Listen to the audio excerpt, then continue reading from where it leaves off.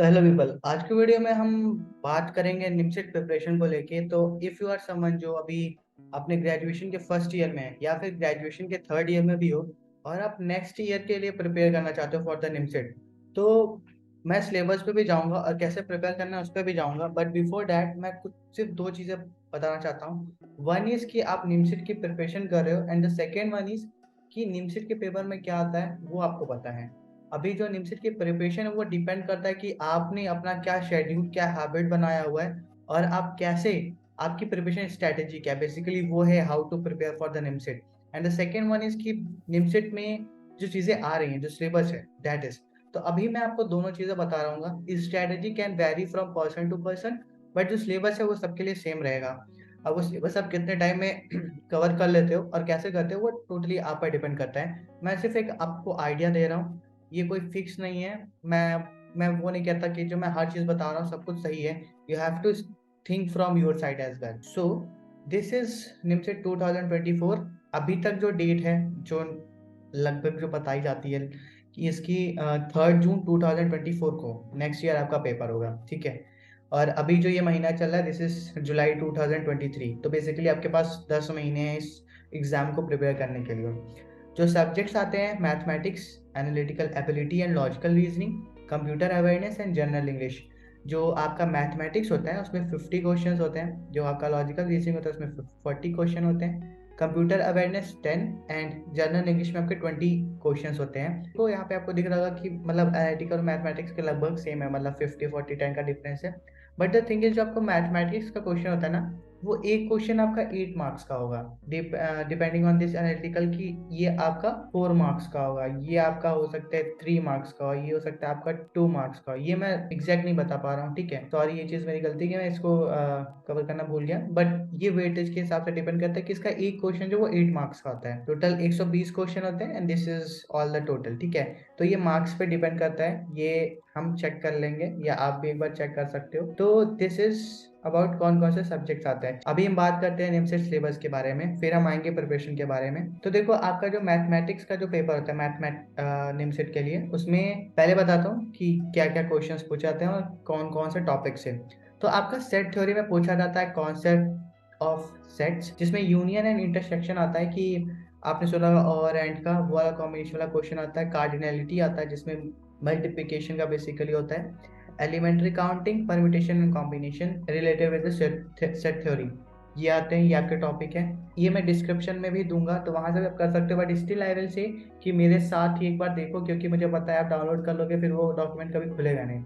फिर आते हैं प्रोबेबिलिटी एंड स्टैटिस्टिक्स पे। इससे आपसे को बेसिक कॉन्सेप्ट्स पूछ जाते हैं प्रोबेबिलिटी थ्योरी के। अगर आप 12th की बुक भी आपके पास है, अगर आप सीबीएसई बोर्ड से हो, अगर वो भी पढ़ लेते हो तो भी बहुत है। एवरेजेस के क्वेश्चन आते हैं, dependent and independent events, frequency distribution and measure of central tendency and dispersion is basically from the statistics. तो आपको जो मीन मीडियन मोड वाले क्वेश्चन होते हैं उससे थोड़े से आते हैं। अब आते हैं अलजेब्रा पे। अलजेब्रा का देखो एग्जैक्ट इसे क्वेश्चन नहीं आता है कि अलजेब्रा है तो उसका दे दिया ये फैक्टराइज करो, एक्सपेंड करो, नहीं। ये आपका अलजेब्रा में ना कुछ ऐसे आता है कि कंबाइन में आता है। मतलब अगर ट्रिग्नोमेट्री का कोई क्वेश्चन होगा उसमें कुछ अलजेब्रा का डाल देंगे, या आपका भी एक और आ गया अगर इसमें इलिप्स हाइपरबोला होता है तो उसमें ये कहीं ना कहीं ये आ जाता है, अलजेब्रा की चीज़ें आ जाती हैं। और ये बहुत ही बेसिक्स वाले हैं, ये यहाँ पे मैं इसलिए ऐड कर रहा हूँ सिलेबस में बिकॉज जैसे ये लॉगरिथम है, एथमेटिक्स है, ये मैं ये भी मैं छोड़ता हूँ। पहले पहले मैं अरिथमेटिक और लॉजिकल, ये लॉगरिथम्स का देखता हूँ। जो लॉग के क्वेश्चन है, जो अरिथमेटिक के होते हैं ना, ये आपके पूछ लिए जाते हैं इंटीग्रेशन और डिफरेंशिएशन में, कैलकुलस में आ जाता है वो। और ये पता है छोटी छोटी चीजें जो दूसरे वाले टॉपिक के अंदर आ जाती हैं। तो ये बेसिक्स हैं, आपको अपना बेसिक्स जो है वो स्ट्रॉन्ग करना है। तो अलजेब्रा में जैसे फंडामेंटल ऑपरेशंस हो गए अलजेब्रा के, ए प्लस बी स्क्वायर का होल स्क्वायर, ए प्लस बी का होल क्यूब, ये वाले क्वेश्चन, ये वाले जो फॉर्मूले होते हैं वो तो पूरा आपको रट्टे मार लो पूरा, वो भूलना नहीं है। एक्सपेंशन हो गया, फैक्टराइजेशन हो गया, साइमल्टेनियस लीनियर क्वाड्रेटिक इक्वेशंस हो गया। जो क्वाड्रेटिक इक्वेशन है like A X square plus B X plus C, इसके क्वेश्चंस आते हैं, ठीक है, श्रीधारा 4 में आ जाएगा। और या फिर ये आपके अभी एक और टॉपिक है जैसे कोऑर्डिनेट ज्योमेट्री, इसमें आ जाएगा।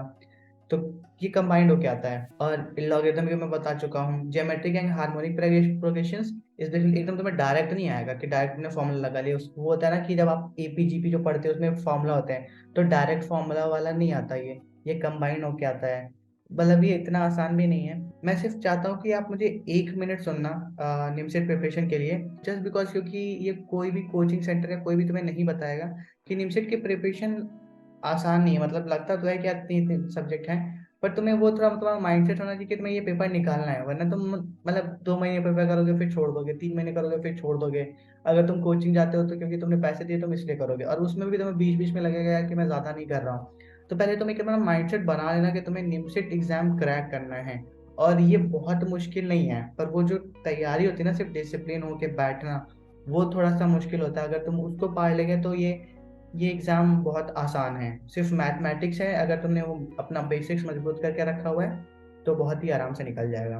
तो फिर आता है आपका डिटर्मिनेंट्स एंड मैट्रिसेस। मैट्रिसेस में लाइक वही आपका दो में होता है, रोज एंड कॉलम्स में। और डिटर्मिनेंट्स में आपके वही जो निकालने होते हैं, कुछ पर्टिकुलर जो प्रॉपर्टीज होती है उनको यूज करके वो वाले क्वेश्चंस आते हैं। कई बार इससे नहीं आते हैं, नहीं भी आते हैं, तो डिपेंड्स ऑन कि यार हर टॉपिक से क्वेश्चंस नहीं आता। कभी कभी एक पेपर में कुछ टॉपिक से आते हैं, कुछ से छूट जाते हैं, बट हमें पूरा पढ़ के जाना सिलेबस अपना, कि हमने सारे चीजें पढ़ के जाए ताकि हमें वहां पे कोई हमारा क्वेश्चन आ जाता है तो छूटे नहीं। फिर कोऑर्डिनेट ज्योमेट्री में आ जाते हैं तो आपका rectangular, Cartesian coordinates, distance formula, equation of a line, the intersection of the line, pair of a straight line, circle equations, parabola, ellipse and hyperbola. ये टॉपिक्स आते हैं। जैसे इंटरसेक्शन ऑफ लाइंस और सर्किल वाला है, कभी कभी ये दोनों मिक्स ही क्वेश्चंस में आ जाते हैं। कोई भी बहुत ही स्ट्रेट फॉरवर्ड नहीं आता, बट अगर आप उस ट्रिक को समझ जाते हो कि सेपरेट करना जानते हो तो क्या ये चीज़ ऐसे, ये चीज़ ऐसे, तो ये क्वेश्चंस बहुत आप आराम से हैंडल कर सकते हो। और अगर अभी ठीक है, वो चीज़ मैं इसके बाद बात करूंगा। अनदर इज कैलकुलस में आपका आता है लिमिट्स वाला आता है, continuous function, differentiation of function, tangents and normals. और मैक्सिमम मिनिमा के 1-2 क्वेश्चंस आ जाते हैं। मतलब बहुत सालों में क्या, अगर ज्यादा से ज्यादा 1 या 2 क्वेश्चंस आते हैं, बट आ जाते हैं। फिर integration of function by parts, by substitution, by partial function fraction, sorry, ये डायरेक्ट नहीं बोलते कि इंटीग्रेट करो बाय पार्ट मेथड या सब्स्टिट्यूशन मेथड या फिर बाय पार्शियल फ्रैक्शन। ये तुम्हें खुद फिगर आउट करना होगा और वो तुम्हें प्रैक्टिस से आएगा। फिर definite integrals, applications of definite integrals to areas, ये टॉपिक आता है। नेक्स्ट आते हैं हम वेक्टर्स पे आपका position vector, addition and subtraction of the vectors, scalar and vector products and their applications to simple geometric problems and mechanics. ये भी सिंपल डायरेक्ट नहीं आता, कभी कभी स्ट्रेट फॉरवर्ड भी आ जाता है, कभी कभी घुमा के आ जाता है। ट्रिग्नोमेट्री में बात करते हैं कि simple identities, trigonometric equations and properties of the triangles, solution of triangle, height and distance, general solution of the trigonometric equations. देखो हाइट एंड डिस्टेंस से क्वेश्चन आता ही आता है, और वो बहुत फिक्स होता है। मतलब हाइट एंड डिस्टेंस में यार तुमने एक ही फॉर्मूला पढ़ोगे, m is equal to tan theta, right. तो इसी से क्वेश्चन आता है, ये स्ट्रेट फॉरवर्ड आता है। 1 या 2 क्वेश्चन आते हैं, बहुत ज्यादा नहीं आते इससे। ये बहुत ईजी है। अगर तुमने इस मतलब कुछ पर्टिकुलर फॉर्म होते हैं कि इसी इसी तरीके के क्वेश्चन पूछे जाते हैं हाइट एंड डिस्टेंस से, पर इससे ज्यादा नहीं आता, तो मतलब हमें इस पर ज्यादा टाइम नहीं देना है। अभी मैं सिर्फ सिलेबस की बात बताता हूँ, उसके बाद मैं बाकी चीजों के बारे में बताऊंगा। ट्रिग्नोमेट्री ऑल्सो बेसिक, जैसे trigonometry and this algebra, this is the basic of your maths. इसको तो हमें पूरा कंठस्थ करके जाना है कि हमें सब इसमें पता है कि क्या कैसे क्या होना है, सब हमें हमारे दिमाग में घूम रहा है, ऐसे पढ़ के जाना है। फिर आते हैं हम analytical ability and logical reasoning पे। इसमें आपका एज वाला मतलब कि दिस इज लाइक सपोज एक क्वेश्चन देता हूँ कि this person is X and his father is age is this और 10 साल पहले की एज क्या थी, अभी क्या होगी, वो वाले क्वेश्चन आते हैं। सिटिंग अरेंजमेंट वाला आता है कि सर्कुलर में बैठे हुए हैं और यहाँ से पर्सन इसके बीच में बैठा हुआ है, पर्सन इसके बीच में बैठा हुआ है, इसके सेकंड लेफ्ट में बैठा हुआ है, वैसे क्वेश्चंस आते हैं। रिलेशंस वाला ए जो है वो बी के ये फादर हैं या ये वाले रिलेशन वाले क्वेश्चन आते हैं। इनकोडिंग एंड डिकोडिंग की, आपको कोई वर्ड दे दिया जाएगा और उसमें बताया जाएगा कि ये वर्ड इसका ये है, इसका ये बताओ, उसको डिकोड करके ये क्या आएगा, वो वाले क्वेश्चंस होते हैं। न्यू नंबर सीरीज, जैसे ना वो एपी जीपी वाले होते हैं ना, वैसे होते हैं। तो ये भी मैं बता दूंगा कुछ टाइम में कि कौन से बुक्स तुम्हें इसके लिए पढ़ने हैं।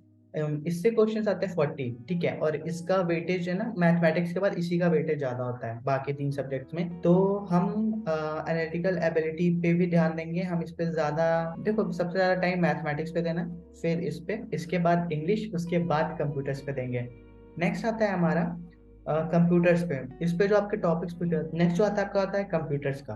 और कंप्यूटर में जो बेसिक्स होते हैं कि ऑर्गेनाइजेशन ऑफ कंप्यूटर, सीपीयू के कुछ क्वेश्चंस हो गए, structure of instructions in the computer, ये वाले कुछ क्वेश्चंस हो गए। ये मैं बताता जाऊंगा, कुछ टाइम में आपको बताऊंगा कैसे क्वेश्चंस पूछे जाते हैं, इनकी मैं अलग वीडियो बनाऊंगा। इनपुट एंड आउटपुट डिवाइसेस, मतलब बहुत ही बेसिक्स होता है। अगर आप 10 ईयर का पेपर भी उठा लेते हो तो भी ये मतलब कंप्यूटर से आराम से निकल जाता है। क्वेश्चंस फंसते हैं ये वाले में, डेटा रिप्रेजेंटेशन वाले में, कि कभी कभी होता है ना कि एक नंबर दिया है, चलो इसका तुम मुझे बाइनरी बताओ क्या होगा, इसका मुझे हेक्साडेसिमल बताओ क्या होगा, या इसका कोई कैरेक्टर है तो उसका क्या होगा, तो वो रिप्रेजेंट कैसे होता है, मतलब एसक्यूएल कोड क्या होता है, ये वाले क्वेश्चंस पूछे जाते हैं। और मतलब आपका कंप्यूटर सब्जेक्ट नहीं रहा तो थोड़ा आपके लिए थोड़ा सा कठिन हो जाता है, पर इम्पॉसिबल नहीं होता, ईजी होता है, मतलब स्टेप बाय स्टेप चीजें होती है, वो कर लोगे तो ये अभी आराम से निकल जाता है। अब इसमें एक ये वाला भी बहुत ज्यादा होता है, जैसे टूज कॉम्प्लीमेंट होता है, टू कॉम्प्लीमेंट निकालना है किसी का, ये वाला क्वेश्चन होता है कि अगर कंप्यूटर्स होती है तो आप बहुत जल्दी सॉल्व कर सकते हो, अगर नहीं होती तो पर पढ़ के सब हो सकता है, और हम टाइम देंगे इन चीज़ों को पढ़ने के लिए। बुलियन अलजेब्रा हो गया, ट्रुथ टेबल हो गया, और वेन डायग्राम हो गया। ट्रुथ टेबल बहुत ज़्यादा बड़ा नहीं आता, वो बना होता है तो मैं खुद सिर्फ सॉल्यूशंस निकाल के देने होते हैं। वेन डायग्राम हो गया। अब इंग्लिश में बात करते हैं, comprehension, vocabulary, basic English grammar, verbs, preposition and articles, word power, synonyms and antonyms and the meaning of the words and the phrases, ये यही टॉपिक के क्वेश्चंस आते हैं इंग्लिश में, और इंग्लिश के 20 क्वेश्चंस आते हैं। ठीक, ये तो हो गया सिलेबस का। ठीक, और ये ना ये पूरा सिलेबस कंठस्थ कर लो, तुम्हें पता होना चाहिए कि मुझे क्या पढ़ना है उस पेपर के लिए, तभी ज्यादा आसान होता है चीजें प्रिपेयर करना। अगर बुक लेके बैठ जाओगे और ये नहीं पता कि क्या पढ़ना है तो फिर भटकते रहोगे, गोल गोल घूमते रहोगे कि पढ़ना क्या है। नेक्स्ट आते हैं हम उसी चीज पे कि हमें प्रिपेयर कैसे करना है। दिस इज जुलाई मंथ और आज 25 है। मैं ज्यूम कर रहा 5 दिन बचे, हम लोग क्या ही ज्यादा कुछ करेंगे, तो बेटर है कि हम जुलाई को छोड़ दें, अगस्त वाले का देख लें। ठीक है, तो अगर अगस्त से हम काउंट करेंगे तो हमारे पास 10 महीने हैं। जो आपका ये अगस्त, सितंबर, अक्टूबर, नवंबर, दिसंबर, जनवरी, फरवरी, मार्च, जो रेड में है, जिनका बैकग्राउंड रेड है, बेसिकली जब हम प्रिपेयर कर रहे होंगे अप्रैल मई, वो टाइम है जब हम रिवीजन कर रहे होंगे और अपना फॉर्म, सारे फॉर्म्स भर रहे होंगे और एडमिट कार्ड का वेट कर रहे होंगे। दिस इज नॉट फॉर दोस्त जो अभी अपने ग्रेजुएशन के फर्स्ट ईयर या सेकेंड ईयर में, दिस इज फॉर देम जो मतलब थर्ड ईयर में है या फिर जो नेक्स्ट ईयर एग्जाम देने वाले हैं। अगर आप फर्स्ट ईयर में या सेकेंड ईयर में, तो आई वुड से कि तैयारी स्टार्ट कर दो, मतलब तब तो फिर अभी से स्टार्ट कर दोगे तब तो फर्स्ट रैंक लेके आओगे। कोई कोई भी निमसेट नहीं है, कोई भी एनआईटी नहीं जो तुमको नहीं लेगा, लेगा ही लेगा, बस प्रिपेयर करते रहो। तो जो ये रेड में है बेसिकली वही जो है जो आपको प्रिपेयर का टाइम है, बाकी फॉर्म मैं बता रहा हूँ अभी। ठीक है, अब जो ये जैसे ना कि जब आपका नेक्स्ट ईयर आएगा फेब, जो आपका अभी अगस्त, सितंबर, अक्टूबर, नवंबर, दिसंबर है, और जनवरी, फरवरी, मार्च, हम पढ़ाई इसमें भी कर लेंगे। अगर हम इसमें नहीं चल सकते तो मैं एक्स्ट्रा मंथ ही लेके चल रहा हूँ। फेब, मार्च, अप्रैल, मई में मॉक और रिवीजन करना है बस। अप्रैल में तुम्हें रिवीजन करना है, फॉर्म्स और एडमिट कार्ड देखना चिल रहे हैं। अभी यहाँ पे मैंने देखो बनाया हुआ है टेबल आपका कि आप किस मंथ में क्या पढ़ोगे। तो देखो अगस्त, सितंबर, अक्टूबर, नवंबर, दिसंबर में जो प्रिपेयर का टाइम था, पहले मैं बात करता हूँ अगस्त में। ठीक है, अगस्त में कैलकुलस, अलजेब्रा और ट्रिग्नोमेट्री। देखो टाइम हमारे पास कम है, अगर यही चीज तुमने थोड़ा सा पहले किया होता ना, कि मतलब 3 महीने और पहले, अगर मई में स्टार्ट कर दिया होता तो उस टाइम अलजेब्रा, ट्रिग्नोमेट्री बेसिक तुम्हारा जो था उसको अच्छा करने का तुम्हें टाइम मिल जाता। पर क्योंकि अब तो वो निकल चुका है, बस हमारे पास अगस्त बचा है, अभी अगस्त से स्टार्ट हो रहा है, तो हम ऐसे करेंगे कि हम कैलकुलस पढ़ते रहेंगे और साथ में अपना अलजेब्रा, ट्रिग्नोमेट्री भी जो बेसिक है उसको स्ट्रॉन्ग करते रहेंगे। और सिर्फ अगस्त नहीं, हम हर महीने करेंगे। जब तुम सॉल्व करोगे तब तुम्हारा हो ही जाएगा ऑलरेडी। सितंबर, अक्टूबर में हम अपना पूरा वेक्टर पढ़ेंगे क्योंकि वो इंपॉर्टेंट है। देखो हमें वैसे तो कैलकुलस को भी बहुत ज़्यादा टाइम देना चाहिए था, पर हम कैलकुलस को बहुत ज़्यादा टाइम नहीं दे पा रहे। और इंटीग्रेशन डिफरेंशिएशन जो होता है वो थोड़ा टफ होता है, बहुत टफ होता है। अब हम कैलकुलस में यहाँ पे जाएंगे, देखो हमारे पास बहुत सारे हैं, जैसे लिमिट ऑफ फंक्शंस है, कॉन्टिन्यूअस फंक्शन है, डिफरेंशिएशन ऑफ फंक्शन है, टेंजेंट, नॉर्मल, मैक्सिमम, मिनिमम, ये सारे कवर करने हैं। अगर आपको लगता है कि यार मुझे ये चीज़ नहीं आती तो आप 2 महीने ले लो, अपने हिसाब से वो चेंज करते रहना। अब सेम आते हैं यहाँ पे सितंबर, अक्टूबर, जैसे वेक्टर है, चाहो तो ऐसे ले सकते हो, वेक्टर प्लस कैलकुलस। सुबह और दोपहर का आधा मैं कैलकुलस पढ़ूंगा और दोपहर का आधा शाम मैं वेक्टर पढ़ूंगा। तो ऐसे ऐसे बना लेना, ऐसे इसको अपने हिसाब से चेंज कर देना। नवंबर में प्रोबेबिलिटी एंड स्टैटिक्स कवर करना। दिसंबर में कोऑर्डिनेट ज्योमेट्री, प्लस इसी मंथ में हम analytical ability and reasoning start कर देंगे। अब देखो यहाँ पे एनालिटिकल एबिलिटी एंड रीजनिंग के लिए आपको 4 महीने मिल रहे हैं, तो दिसंबर, जनवरी, फरवरी एंड मार्च, इस 4 महीने में मुझे लगता है कि कवर कर लोगे। और जनवरी में जब हम सेट थ्योरी कर रहे होंगे, दिसंबर और जनवरी में हम कोऑर्डिनेट ज्योमेट्री और सेट थ्योरी एंड साथ में अपना रीजनिंग कवर कर रहे होंगे। फेब में जब हम रिवीजन कर रहे होंगे अपने सारे मैथ्स का, उसी में हम कंप्यूटर प्लस इंग्लिश कवर कर रहे होंगे। फिफ्थ मॉक पेपर, जब मॉक पेपर्स करोगे उसी में दोनों सब्जेक्ट कवर हो जाता है। तुम्हें लगता है कि नहीं ये तो बहुत ही ज़्यादा वीक है, तो तब इसके लिए तुम्हें प्रिपेयर करना पड़ेगा। तुम थोड़ा और पहले स्टार्ट करना, फिर मॉक पेपर के भरोसे मत बैठना, बुक्स भी पढ़ना स्टार्ट कर देना। और जब मॉक पेपर सॉल्व करोगे उसमें तुम्हारा रीजनिंग भी कवर हो जाएगा। जो क्वेश्चन फंसा उसका टॉपिक खोला, पढ़ा और फिर सॉल्व करना स्टार्ट कर दिया। मार्च में सेम वही चलेगा जो हमारा फैब में हमने किया था। अप्रैल में हम revision computer plus English plus mock paper कर रहे होंगे। रीजनिंग का मतलब प्रिपरेशन खत्म हो चुका होगा, मतलब तुम्हारा चारों सब्जेक्ट का प्रिपरेशन खत्म हो चुका होगा और तुम रिवीजन कर रहे होगे, मॉक पेपर लगा रहे होगे और अपने एग्जाम डेट का वेट कर रहे होगे। मई में बताया यहाँ पे लिखा ही है मैंने कि revision, mock paper of the notes, कुछ और भी चीजें जो मैं डिस्कस करूंगा जैसे कि मॉक पेपर नोट्स क्या होते हैं और कीपिंग नोट्स ड्यूरिंग रिवीजन क्या होते हैं and what to do to keep yourself motivated. देखो ये जो what to do to keep yourself motivated वो तुम मुझे बताओगे कमेंट में कि मैं इसके बारे में बताऊं या नहीं बताऊं। जो मॉक पेपर से, मॉक पेपर नोट्स बेसिकली कि जब आप मॉक पेपर सॉल्व कर रहे होगे तो वो क्वेश्चन जो फंस रहे हैं, मतलब जो तुम नहीं सॉल्व कर पा रहे हो उसको लिखना है। एक अलग से बुक या एक से कॉपी बनानी है जिसमें वो सिर्फ वो क्वेश्चंस लिख रहे होगे कि ये क्वेश्चन था जो मैं मॉक पेपर में सॉल्व नहीं कर पा रहा था। फिर उसका सॉल्यूशन देखोगे और उस सॉल्यूशन को उसमें नोट करोगे सो डैट जब तुम एग्जाम टाइम पे जाओगे तो तुम्हें पता होगा कि मैं कौन से क्वेश्चंस में फंसता था। जो सॉल्व कर ले रहे अगर तुम अभी यहाँ पे सॉल्व कर ले रहे घर पे तो एग्जाम हॉल में भी कर लोगे, और जो नहीं सॉल्व कर पा रहे घर पे वही तुम वहाँ एग्जाम हॉल में फंसोगे। तो अगर तुम्हारे पास नोट रहेगा तो तुम्हें पता होगा कि मैं क्या नहीं कर पाता हूँ। और यही जो है कीपिंग नोट्स ड्यूरिंग रिवीजन है, बेसिकली जो तुम्हें लगता है कि मैं बहुत भूल रहा हूँ, ये वाली चीज मैं भूल रहा हूँ, तो वो उसकी अलग से नोट्स बनाने हैं जो तुम्हारे दिमाग में नहीं आते। तो ये बेसिकली वही था। स्टडी आवर्स इज बेसिकली देखो तुम्हारे पास 24 घंटे हैं, 8 घंटे मैं कह रहा हूँ सो, क्योंकि तुम्हारे दिमाग को रेस्ट का चाहिए ही चाहिए उस सारी चीजों को फिर से रिवाइज करने का। और तुम्हें अगर तुम्हारा दिमाग रेस्ट में नहीं होगा तो तुम कितना भी पढ़ लो कोई फायदा नहीं है। 5 आवर्स कॉलेज, ये बेसिकली उन बच्चों के लिए तो कॉलेज में है कि 5 घंटे तो कॉलेज में, अगर आप क्लियर हो कि मुझे नेमसेट क्रैक करना है तो, और कॉलेज में हो तो, अगर आप कॉलेज ड्रॉप करके या फिर मतलब कॉलेज खत्म हो गया फिर प्रिपेयर करो तो ये भी आप पढ़ ही सकते हो। 4 आवर अपना लाइक कॉलेज जाना, प्रिपेयर करना, अपने आप को उठना, बाकी चीजें काम करना, तो उसके लिए 4 घंटे रख रहे हो और 7 घंटे पढ़ाई के लिए रख रहे हो। इसमें से 4 घंटे आप पढ़ रहे हो, 3 घंटे आप रिवाइज कर रहे हो। या फिर इसको ऐसे कर सकते हो कि 4 घंटे मैं पढ़ रहा हूँ अगर किसी इंस्टीट्यूट से पढ़ रहा हूँ, 3 घंटे में सेल्फ स्टडी कर रहा हूँ। ये बहुत ज्यादा मॉडिफाई हो सकता है पर ये बहुत ही बेसिक मैंने बनाया है। तो this is how you have to prepare for your NIMCET 2024। तुम्हारे जो भी क्वेश्चन या डाउट हैं वो तुम मुझे कमेंट्स में बताओगे, फिर मैं उन पे कोई चीज बता पाऊंगा। और दूसरी चीज कि इफ यू फील कि दिस इज समवेयर जो मुझे समझ में नहीं आया तो भी मुझे बता देना so that I can help you with that. तो this is all about preparing for the NIMCET. और निमसेट देखो आसान भी है और मुश्किल भी है। आसान उसके लिए है जिसको कर जाना है, और मुश्किल उसके लिए है जो सिर्फ प्रॉब्लम्स को देख रहा है। पर you have to stay motivated, you have to do the things जो आपको मोटिवेटेड रखे इस पेपर को क्रैक करने में।